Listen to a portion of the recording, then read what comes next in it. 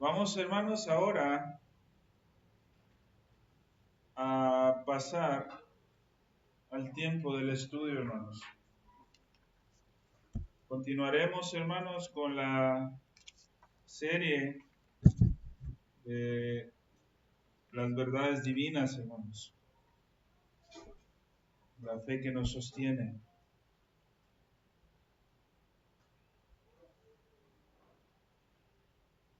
Dice nuestra confesión de fe, hermanos, en el capítulo 2, dice lo siguiente, hermanos. El Señor nuestro Dios es el único Dios vivo y verdadero, cuya subsistencia está en Él mismo y es de Él mismo, infinito en ser y perfección, cuya esencia no puede ser comprendido por nadie, sino solo por Él mismo. Es Espíritu purísimo, invisible, sin cuerpos, partes ni pasiones. Hermanos, el título de la clase el día de hoy está titulado, hermanos, la lección 15, la impasibilidad divina. ¿Por qué tocamos hoy este tema, hermanos? Si usted recordará la última vez que hablamos, hermanos, y que estudiamos en nuestra confesión el capítulo 2, iniciamos con el tema de la impasibilidad divina.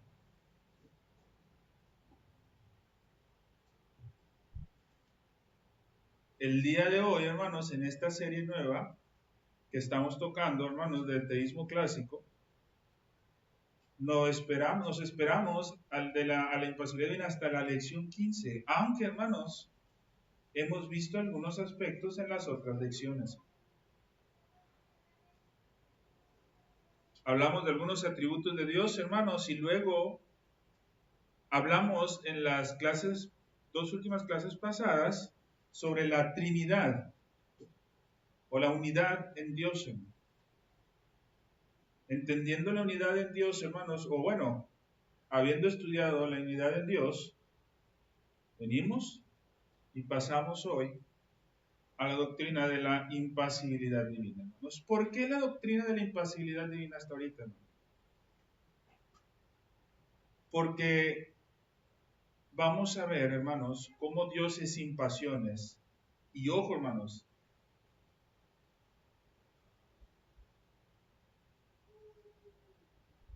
cómo Jesucristo, aun siendo Dios, Él sí manifestó pasiones. Pero Dios en su divinidad no manifiesta pasiones. Aquí es donde va a estar un poquito más lo complicado. ¿Por qué, hermanos? Jesús lloró. Llorar es una pasión. ¿No? Jesús se entristeció. Entristecerse es una pasión.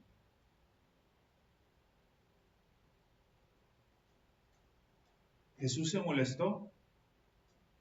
Es una pasión.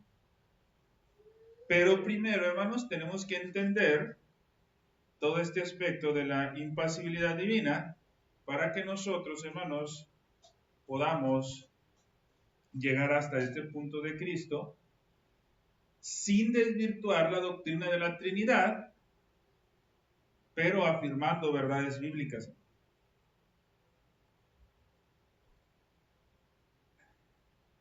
Hermanos, el día de hoy hay muchos debates sobre diferentes doctrinas, pero lamentablemente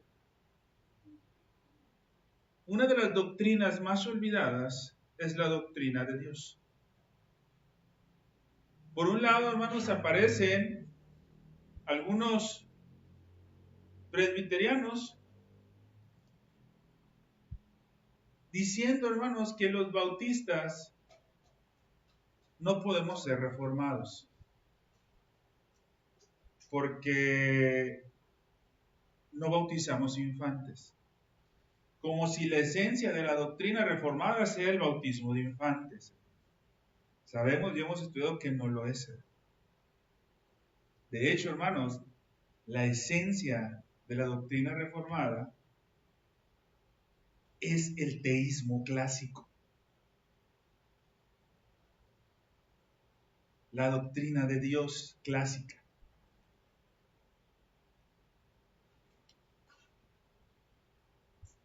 Ojo, hermanos, porque los bautistas particulares voltearon a ver, hermanos, la esencia de la doctrina reformada, fue la razón por la que se empezó, hermanos, a luchar por el bautismo de creyentes.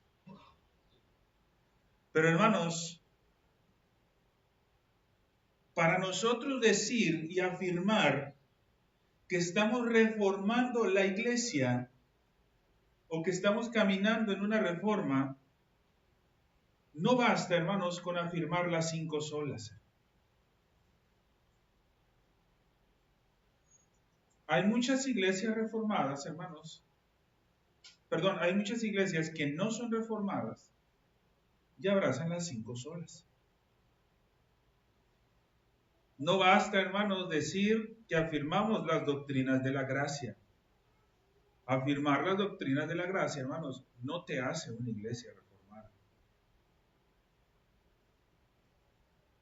Fortalecer tu eclesiología como iglesia y cambiar algunos aspectos dentro de la liturgia tampoco te hace una iglesia reformada, hermanos.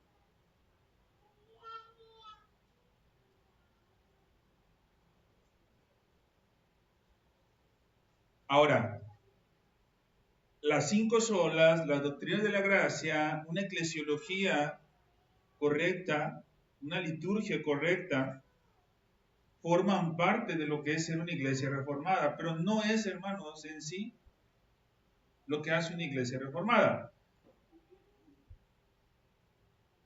Una iglesia reformada, hermanos, es confesional. Pero, hermanos, para que una iglesia verdaderamente se reforme, sí o sí tiene que voltear al teísmo clásico. Alguien dijo una vez, hermanos, y estoy totalmente de acuerdo con lo que dijo, hermano. Sin teísmo clásico no hay reforma.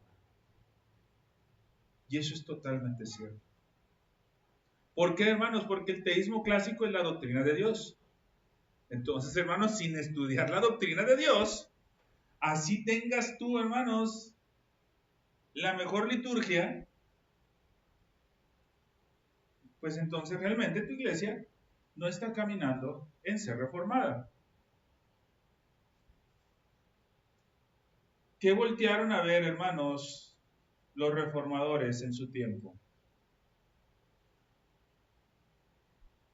La doctrina antigua.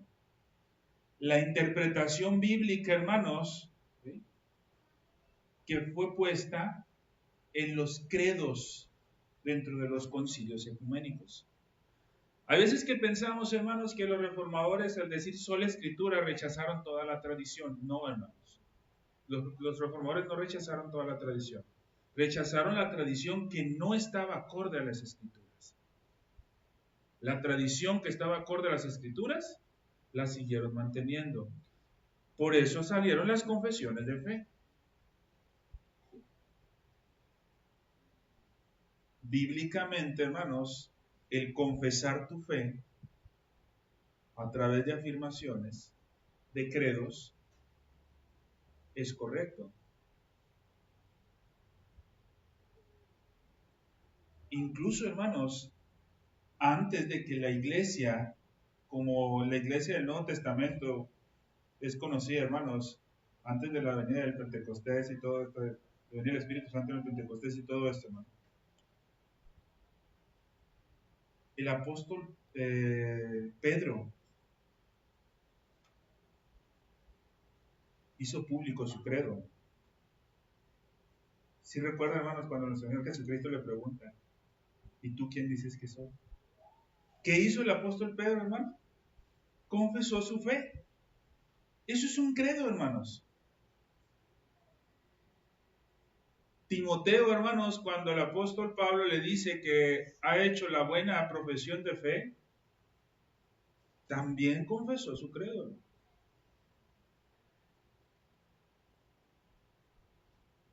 En la iglesia antigua, hermanos, cuando alguien iba a ser bautizado, tenía que declarar su credo. Entonces, hermanos, nunca estaremos experimentando una verdadera reforma si nosotros no volteamos a ver la doctrina de Dios. Ahora, sabemos que esto es paso a paso. Por eso hemos estado haciendo esto durante algún tiempo. Y créanme, hermanos, viene mucho más de esto. Mucho más.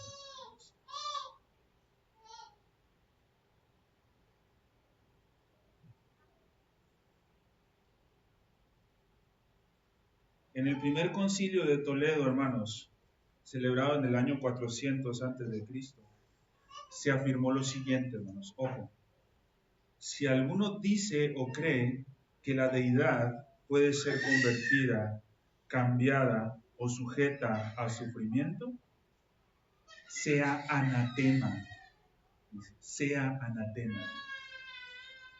Los concilios, hermanos, publicados en los primeros tiempos de la iglesia. Este concilio, hermanos, de Toledo, se celebra en el año 400 después de Cristo.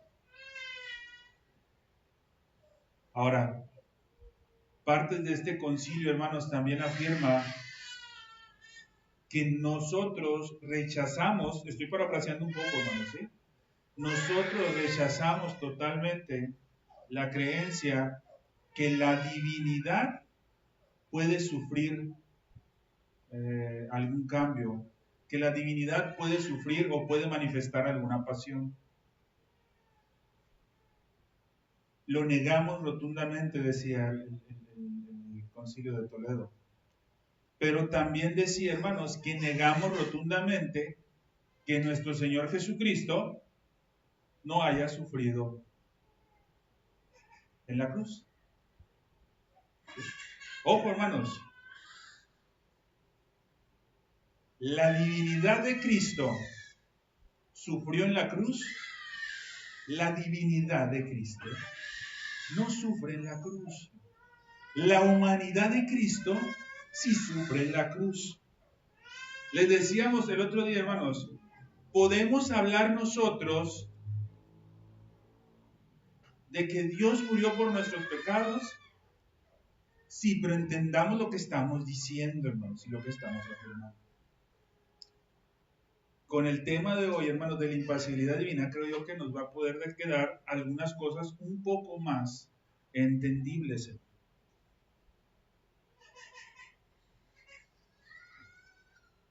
Una doctrina bíblica, hermanos, importante es afirmar que Dios no tiene pasiones. Dios no tiene pasiones. Esto lo hemos dicho, lo hemos estudiado. Y hermanos, será una enseñanza con la que cerraremos esta serie, que nos llevará alrededor de 2 clases. Con la que cerraremos esta serie, hermanos, de verdades divinas, para posteriormente pasar a otra.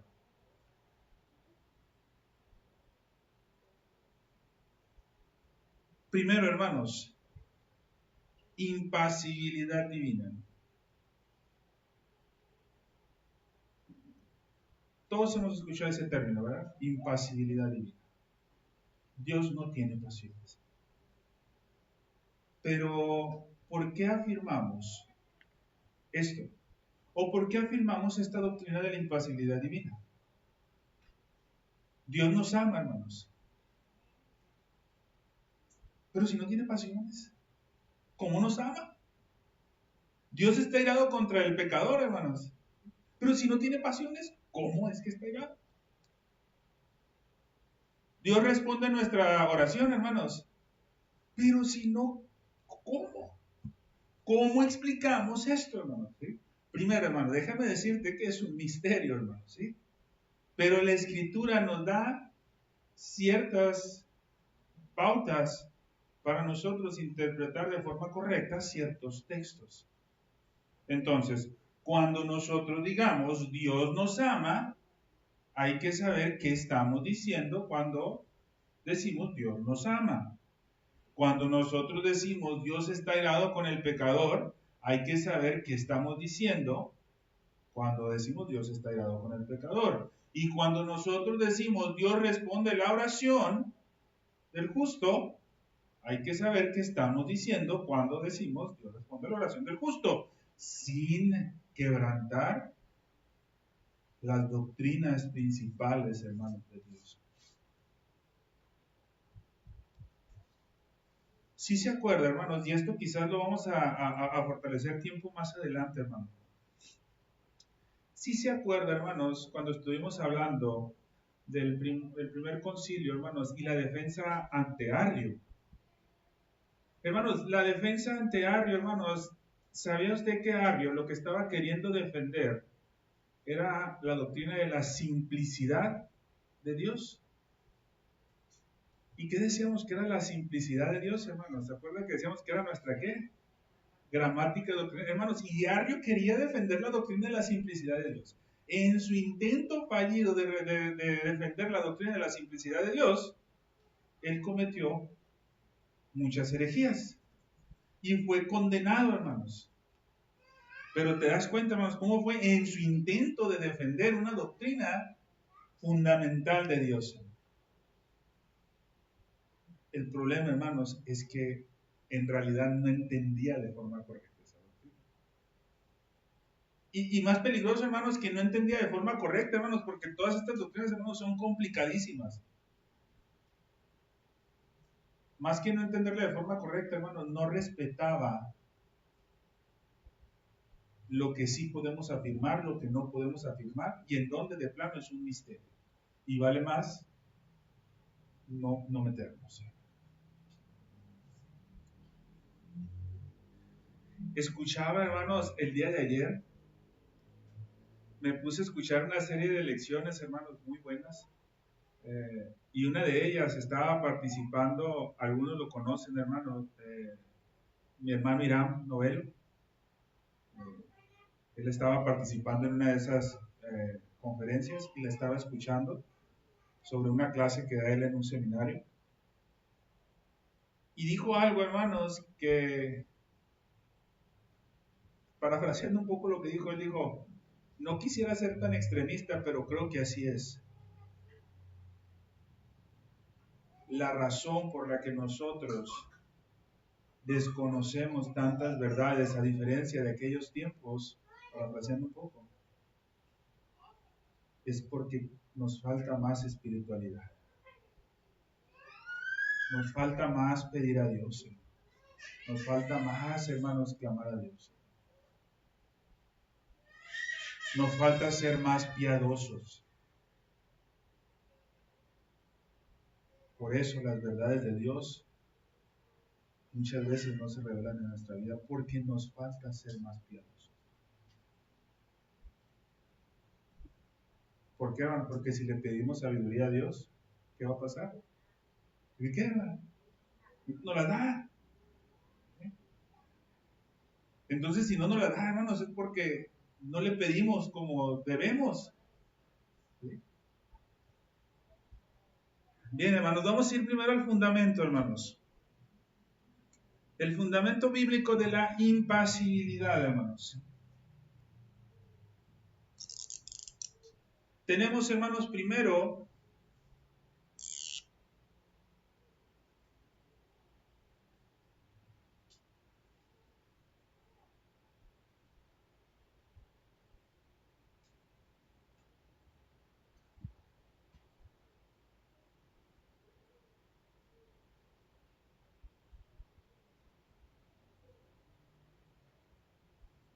alguna vez ya vimos esto, hermanos, y quisiera que recordáramos un poco quienes estuvieron en esas clases hace algún tiempo, hermano.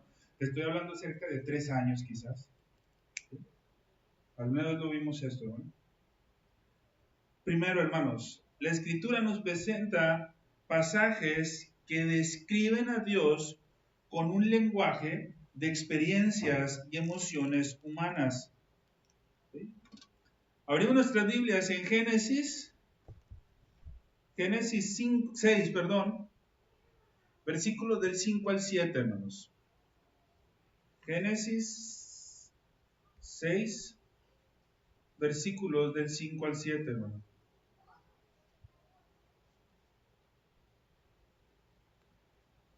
Dice la palabra de nuestro Dios, hermanos, y vio Jehová que la maldad de los hombres era mucha en la tierra, y que todo designio de los pensamientos del corazón de ellos era de continuo solamente el mal.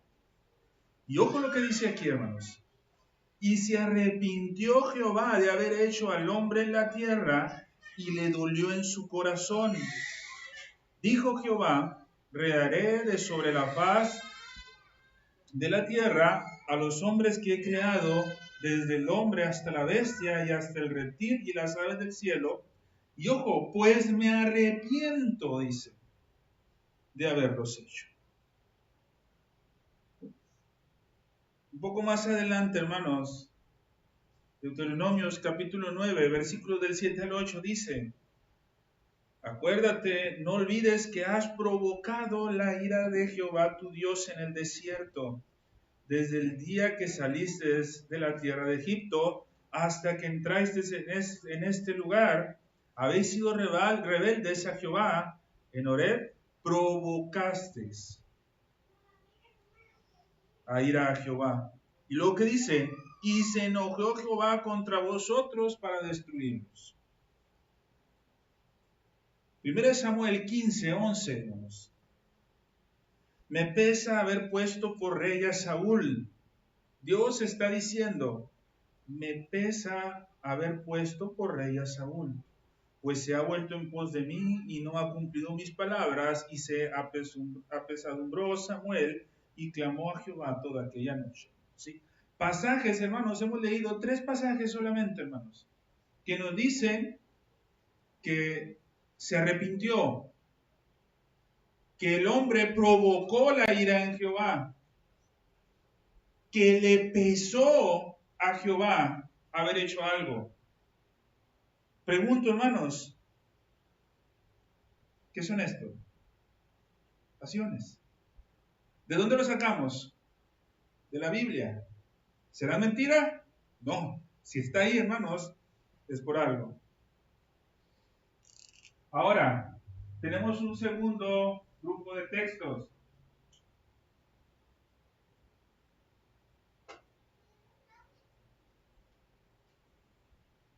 Hay otro grupo de textos en la Escritura, hermanos, que niegan lo anterior. ¿Sí? Números 23, 19 dice, Dios no es hombre para que mienta, ni hijo de hombre para qué, que se arrepienta. Él dijo y no lo hará, habló y no lo ejecutará. Yo creo que el escritor de Números no había leído lo que el escritor de Génesis dijo. Pues si era el mismo. No se acordó. Inspirado por Dios, hermanos. ¿Sí? Él dijo, Dios no se arrepiente. Ahora, hermanos, el siguiente texto, hermanos, puedo encontrar muchos más de este tipo, pero el siguiente texto es con una intención, hermanos. 1 Samuel 15, 29. ¿Cuál texto leímos ahorita en 1 Samuel? 15, 11, hermanos. En el mismo capítulo, hermanos, ¿sí? Es decir, cuando estaba escribiendo, inmediatamente dijo esto. Además, el que es la gloria de Israel no mentirá, ¿ni qué? Ni se arrepentirá, porque no es hombre para que se arrepienta. En el mismo capítulo, un par de versículos anteriores dijo que Jehová la había pesado, y un par de versículos más adelante dice, pero no, Jehová no se arrepiente. Nosotros podemos encontrar entre estos dos grupos de textos, de versículos, muchas contradicciones, hermanos. ¿Qué hacemos con estos, hermanos? Si es palabra de Dios, ¿qué hacemos?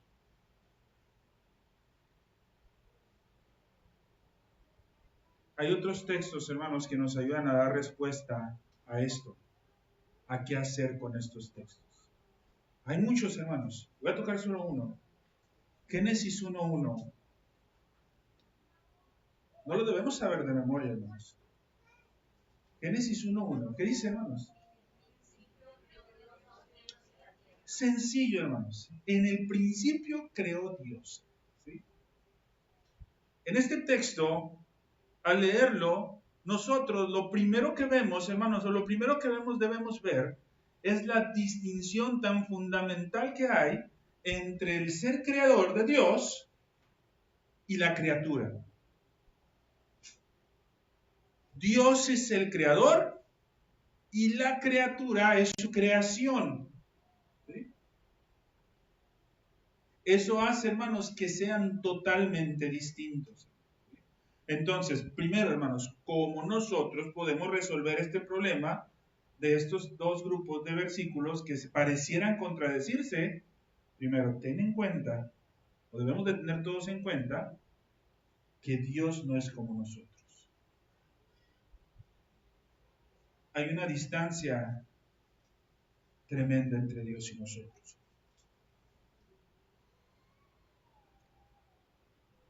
Dios es simple. ¿Qué quiere decir que Dios es simple, hermanos? No es compuesto y todo lo que hay en Dios es Dios. Nosotros, como su criatura, somos compuestos. La próxima clase, hermanos, vamos a hablar un poco del ser humano y cómo se da esa composición para poder entender la diferencia, hermanos. Pero lo primero, hermanos, es que Dios no es como nosotros. Él es infinitamente superior, hermanos. Acuérdense, hermanos, que dice que Dios demanda que los que le adoren ¿en qué? En espíritu y en verdad. ¿Por qué, hermanos? Porque es la única forma, hermanos. Porque Él es totalmente distinto a nosotros. Ahora, en este tiempo que queda, hermanos, quisiera compartir con usted, primero, hermanos, ¿sí? No lo saquemos de nuestra mente nunca. En el principio creó Dios. Eso lo hace ser un ser distinto a nosotros. Entonces, partiendo de esto, hermanos, si decimos o si la Escritura dice, se arrepintió Dios y Dios es un ser distinto a nosotros, totalmente distinto, no comparemos nuestro arrepentimiento con el arrepentimiento de Dios. Eso es lo primero, hermanos.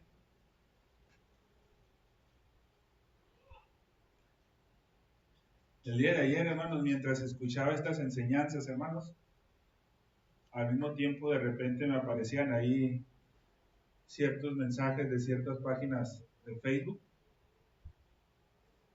que de verdad, hermano, hay veces hasta dan ganas de dejar de seguir a ciertos hermanos en la fe que estaban debatiendo en que si Dios amaba a todo el mundo o no amaba a todo el mundo, ¿sí? Que si Dios ama a todos o ama solamente a los elegidos. Y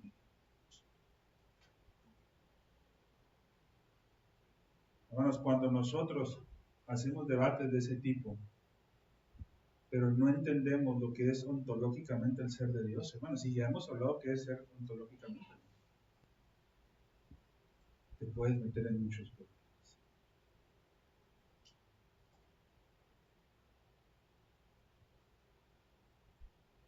Te puedes meter en muchos problemas. Porque quizás tu afirmación de que Dios no ama a todo el mundo va a ser equiparada a un amor como el que yo le puedo tener a mi esposa.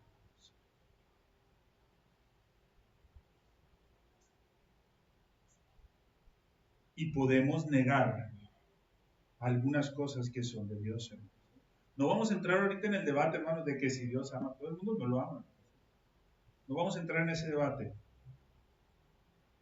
Pero lo que sí creo yo importante, hermanos, lo que nosotros como iglesia entendamos, hermanos, que el ser de Dios es totalmente distinto. Y en primera instancia, hermanos, si nosotros pudiéramos llegar a afirmar, que no estoy diciendo que así sea, que Dios ama a todo el mundo, incluyendo a aquellos que están condenados al infierno. Ojo, no estoy diciendo que así sea, pero si nosotros llegáramos a afirmar eso, hermanos, tenemos que entender que el amor de Dios no es como el amor de nosotros. El amor de Dios, hermanos, es Dios mismo. Dios es amor.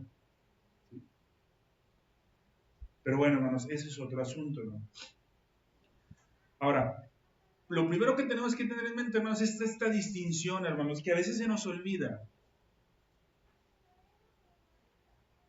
Pero, hermanos, hay otros puntos, unos principios de interpretación que son importantes, hermanos. Retomo otra vez esta enseñanza del hermano Irán. La voy a buscar compartir, pero a lo mejor va a ser un poquito complicado. Pero de verdad que estuvo muy buena, ¿sí? Él está hablando un poco sobre hermenéutica y da unos principios. Y creo yo que estaba muy correcto. Hay principios en las escrituras, hermanos, que nosotros no podemos perder de vista para interpretar. Hay principios que tenemos que interpretar. El doctor Richard Barceló dice que la hermenéutica es como una cebolla. No porque apeste, sino porque haga llorar. Aunque sí nos hace llorar a veces, ¿no, hermano? Pero es como una cebolla porque tiene distintas capas, hermanos. ¿Qué pasa con la cebolla? Cuando la vas pelando y va teniendo distintas capas. Pero vamos a dar una serie de principios, hermanos, para nosotros poder entender esto, hermanos. Primero, todos aquellos pasajes, si usted trae que apuntar, hermanos, apunte. Todos aquellos pasajes que hablan sobre el ser o la naturaleza de Dios tienen prioridad sobre aquellos que describen sus acciones. Principio hermenéutical, hermanos, para entenderla o para aprender sobre la doctrina de Dios. Todos aquellos pasajes que hablen sobre el ser o naturaleza de Dios tienen prioridad sobre los pasajes que describen sus acciones. ¿Qué significa esto, hermanos? ¿Sí? Que el otro pasaje no sea bíblico, no, sí es bíblico. El pasaje que describe una acción de Dios, hermanos, sí es bíblico. Pero el pasaje que describe el ser y la naturaleza de Dios, hermanos, tiene prioridad. Esto quiere decir que hay unos pasajes que son más importantes que otros. En importancia no, hermanos. Para interpretar, sí, hermanos. Tenemos que aprender, y esto también del pastor Richard nos lo enseñaba en la clase de hermenéutica, hermanos. Tenemos que aprender a pesar los pasajes, hermanos, no a contar. Cuando nosotros, hermanos, somos buenos contando pasajes, nosotros podemos afirmar el arminianismo, una herejía, contando muchos pasajes de la Biblia. Pero cuando nosotros aprendemos a pesar, ¿sí? ¿Qué diferencia hay, hermanos? Yo creo que es sencillo, hermanos. Si tenemos 10 pasajes bíblicos acá, pero acá tenemos uno que pesa más que esos, ¿para dónde se inclina la balanza de la interpretación, hermanos? Perdón, así. ¿Verdad? Este tiene más peso. Todos los pasajes, hermanos, que nos hablan del ser y la naturaleza de Dios, ¿sí? Tienen más peso que aquellos que describen sus acciones. Los pasajes, hermanos, que nosotros encontramos en la Escritura y nos dicen que Dios no es hombre o que no es como hombre, controlan o deben de controlar nuestra interpretación de los que describen a Dios como un hombre físico o emocionalmente, hermanos. Entonces, si nosotros encontramos un pasaje que hable de la mano de Dios, un pasaje que hable, hermanos, de el arrepentimiento de Dios, pero nosotros encontramos un pasaje que dice que Dios no es como los hombres.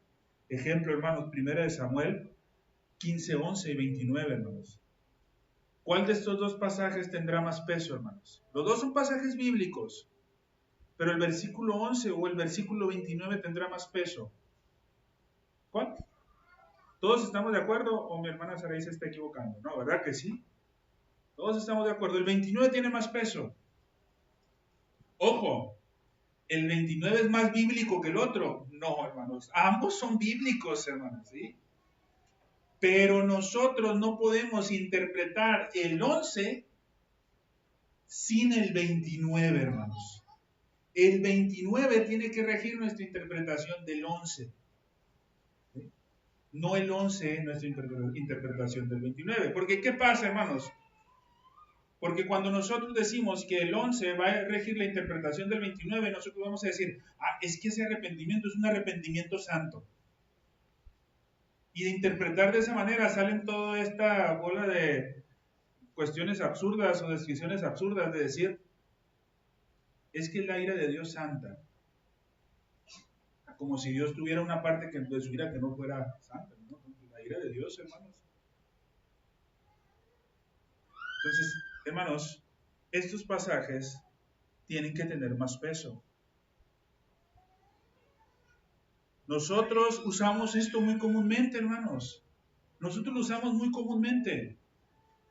La hermenéutica, hermanos, la hermenéutica es una disciplina filosófica desarrollada por el hombre, hermanos. Y ojo, hermanos, la hermenéutica, hermanos, si bien es cierto, fue desarrollada no con la intención de interpretar la Biblia. Luis Berkhoff, hermanos, en su libro de principios de interpretación, habla de una hermenéutica sacra, hermanos. Creo yo que eso es algo muy correcto, hermanos, porque la hermenéutica que nosotros hacemos, hermanos, para interpretar los textos, no es la misma que se hace para interpretar cualquier texto. Pero muchos principios, hermanos, se comparten. Por ejemplo, hermanos, cuando nosotros vemos pasar un carro bien rápido, o una moto, ¿velos? ¿Qué decimos? Van volando, ¿verdad?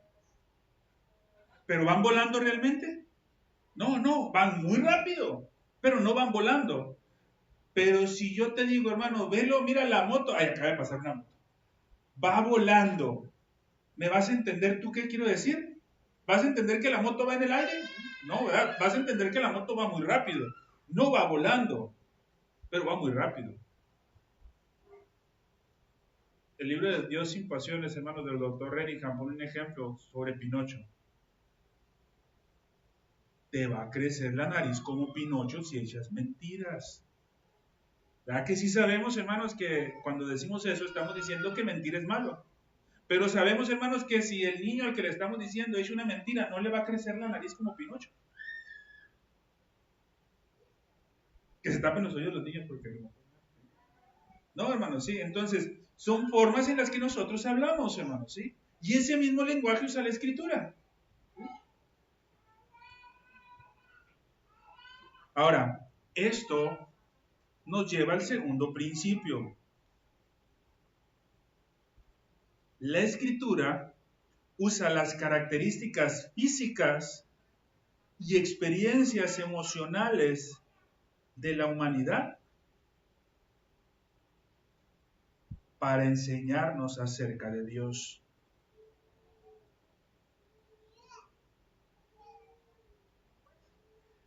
Pero no debemos equiparar el lenguaje humano para describir a Dios con Dios mismo. ¿Qué quiere decir esto, hermanos? De forma muy sencilla. Aunque Dios no es como nosotros,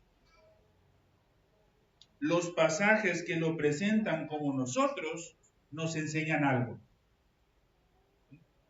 Aunque Dios no es hombre para que se arrepienta, los pasajes que nos dicen que Dios se arrepintió nos enseñan algo. ¿Nos están hablando del ser y la naturaleza de Dios? No, pero nos están hablando de algo. ¿Por qué, hermanos? Porque toda la Escritura es inspirada por Dios y tiene una utilidad. ¿Para qué es útil?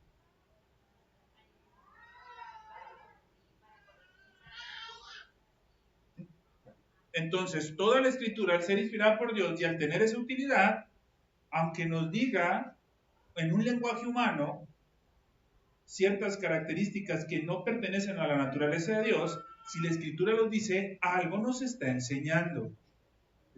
Algo nos está enseñando.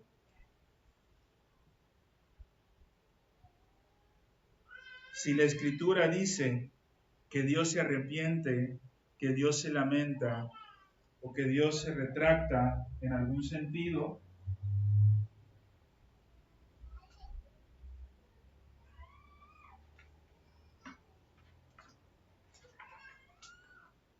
si la Escritura nos dice esto acerca de Dios, hermanos, algo debe de estarnos enseñando.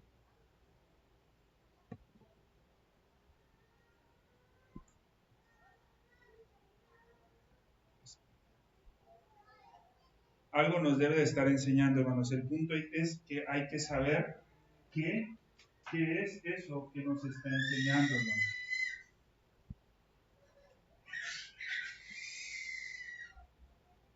Es que me marca que no tiene corriente.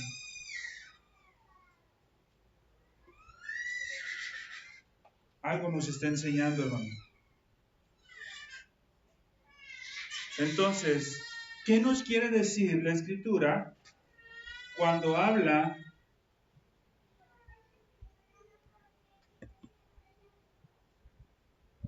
¿Qué nos quiere decir la Escritura, hermanos, cuando habla que Dios se arrepiente, se lamenta o se retracta? ¿Sí?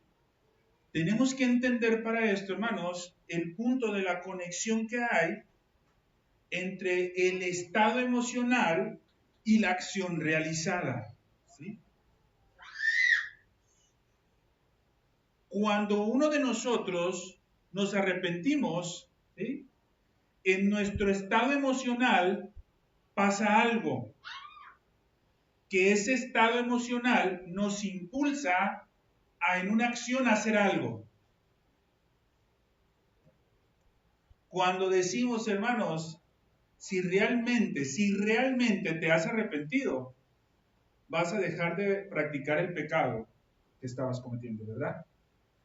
Y si no dejas de practicar el pecado, ¿qué decimos? Es que verdaderamente no te has arrepentido, ¿sí?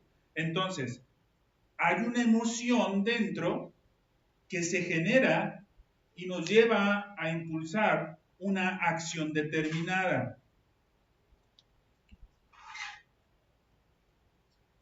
Cuando manifestamos el amor, hermanos varones,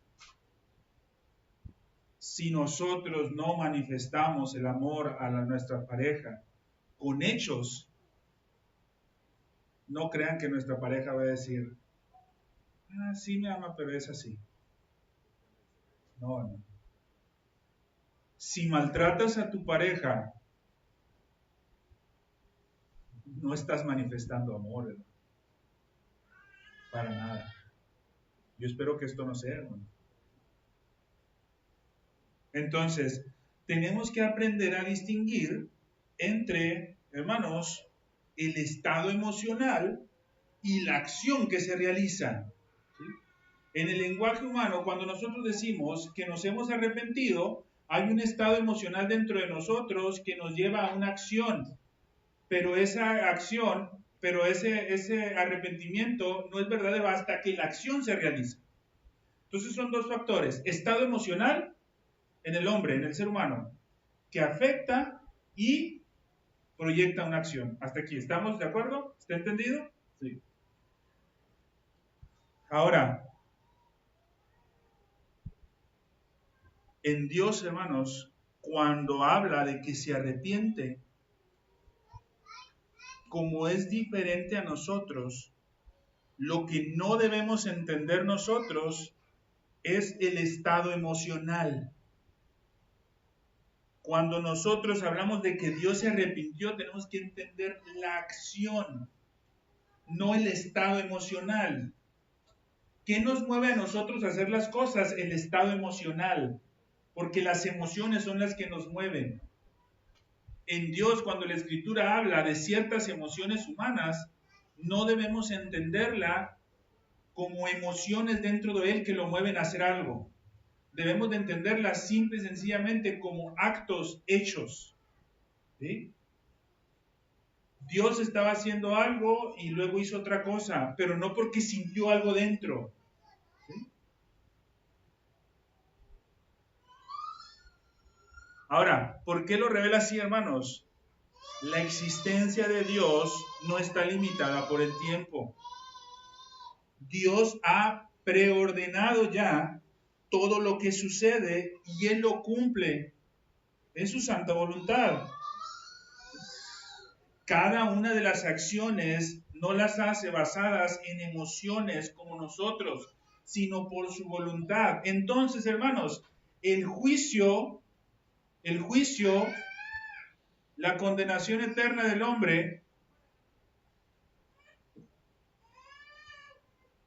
fue posible porque Dios se sintió ofendido que Adán quebrantara el pacto de obras.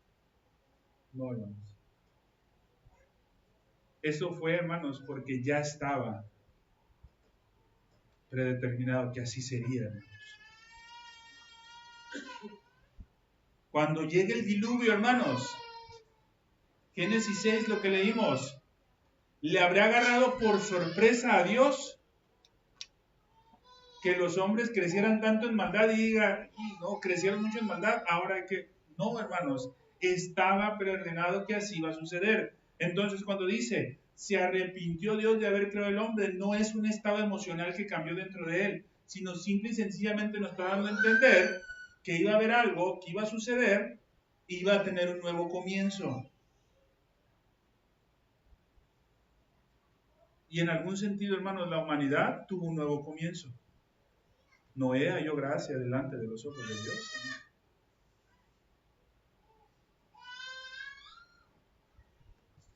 ¿Dónde habrá quedado toda la descendencia de Caín?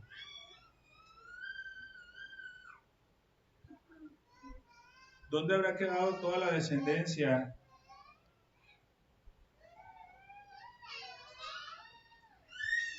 de los hijos de los hombres?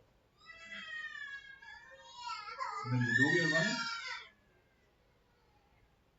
desaparecen. ¿Sí? Entonces, es en ese sentido como debemos de entender, hermanos, ¿sí? No como emociones, sino como actos realizados. Tercero, ¿por qué pasa esto, hermanos? ¿Por qué lo dice así de esta manera? Porque el lenguaje y entendimiento humano no puede abarcar quién y qué es Dios, hermanos. La revelación lo que hace es acomodarse a nuestras capacidades, pero no se acomoda de forma falsa. Entonces, hermanos, cuando decimos que Dios se arrepintió o que Dios se airó contra el que estaba haciendo mal, negamos, hermanos, que él haya sentido cierta emoción dentro de él.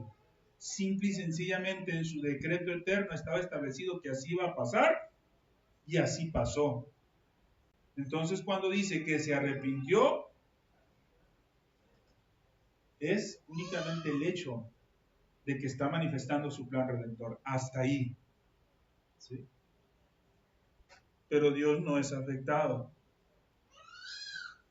Dios usa el lenguaje de las criaturas para describir a un Dios, hermanos, que es infinito y perfecto. Ahora, hermanos, ¿será correcto decir entonces que Dios ama al mundo? ¿Será correcto decirlo? Pues la Escritura dice, porque de tal manera amó Dios al mundo. Tenemos que entender qué significa que diga esto. ¿Pero será correcto decirlo? Sí.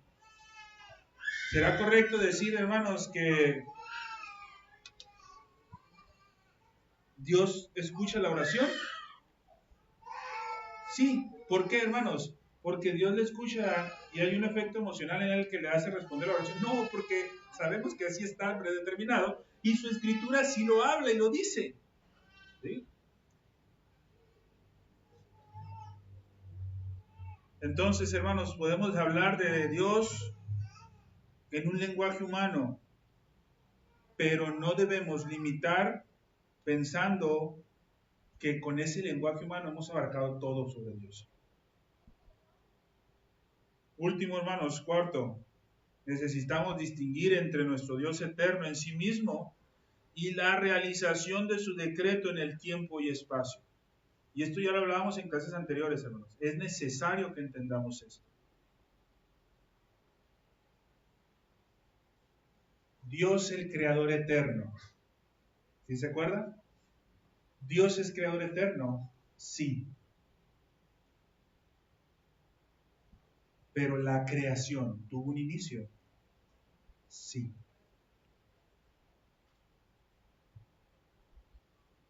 Dios, antes de crear, ¿era creador? Sí. ¿Por qué? Porque en su voluntad estaba el crear. Y su voluntad, hermanos, es eterna. Solamente, hermanos, llegó el tiempo en el que se llevó a cabo. Eso es lo único, hermanos, ¿sí? Entonces tenemos que aprender a distinguir eso, hermanos. Tenemos que aprender a distinguir entre Dios eterno y su naturaleza, su ser, y la realización de su decreto en el tiempo y en el espacio en el que vivimos, hermanos.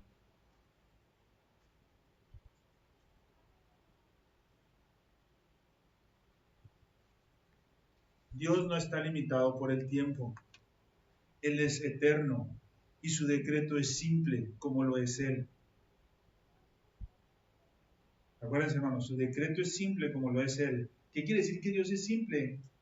Que todo lo que hay en Dios es Dios, hermanos, y nada le afecta a lo que está afuera. La impasibilidad de Dios es que no se mueve por pasiones. Su decreto, hermanos, si es decreto de Dios, es Dios mismo.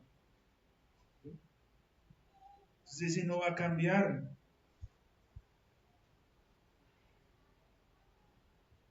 Cuando nosotros atribuimos cosas como emociones, reacciones como arrepentirse, emociones como amor, ¿sí? Reacciones como arrepentirse, lamentarse, retractarse o ser provocado a ira, no debemos entender estas reacciones como estados producidos a través de una experiencia vivida como nosotros. ¿Por qué yo ya no vuelvo a meter el dedo en donde está el cable pelón? Porque alguna vez a lo mejor me dio toques. Entonces, cuando nosotros hablamos de estas reacciones y de estas emociones en Dios, no debemos entenderla como acciones aprendidas por experiencia de parte de Dios, hermano, ¿sí? O como un resultado. Es solamente, hermanos, su eterno y singular decreto, hermanos. Dios está airado contra el pecador. ¿Por qué? Porque así lo determinó su decreto, hermanos. Dios nos ama. ¿Por qué? Porque así lo determinó su decreto. Hermanos, no hay nada en ti ni en mí que hayamos hecho que pueda hacer que Dios se apiade de nosotros. Nada.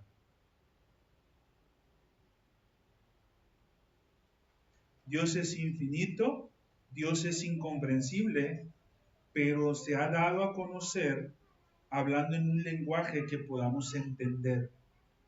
Pero hay que entender lo que es correcto. Bien, hermanos, terminamos la clase del día de hoy. Vamos a orar, hermanos, y la próxima clase, hermanos, vamos a continuar con parte de este tema. Vamos a orar, hermanos, para finalizar. Padre Santo, Señor, gracias te damos, mi Dios, por este tiempo y por la oportunidad que nos has dado de poder estar delante de tu presencia, glorificando y exaltando tu nombre en esta tarde. Te pedimos, mi Dios, que tú seas quien guíe nuestro entendimiento, aún a través de estas cuestiones que muchas veces son difíciles de entender, mi Dios. Permítenos, mi Señor, reconocer nuestra incapacidad y aferrarnos únicamente a tus verdades bíblicas establecidas en la Escritura. Suplicamos, mi Dios, que tú seas en nosotros en este día y que, Padre, lo que hayamos de hacer pueda ser, mi Dios, para tu honra y tu gloria, un fortalecimiento en nuestra vida espiritual para lo que viene en la semana. Gracias, Dios, por todo esto en Cristo Jesús. Amén.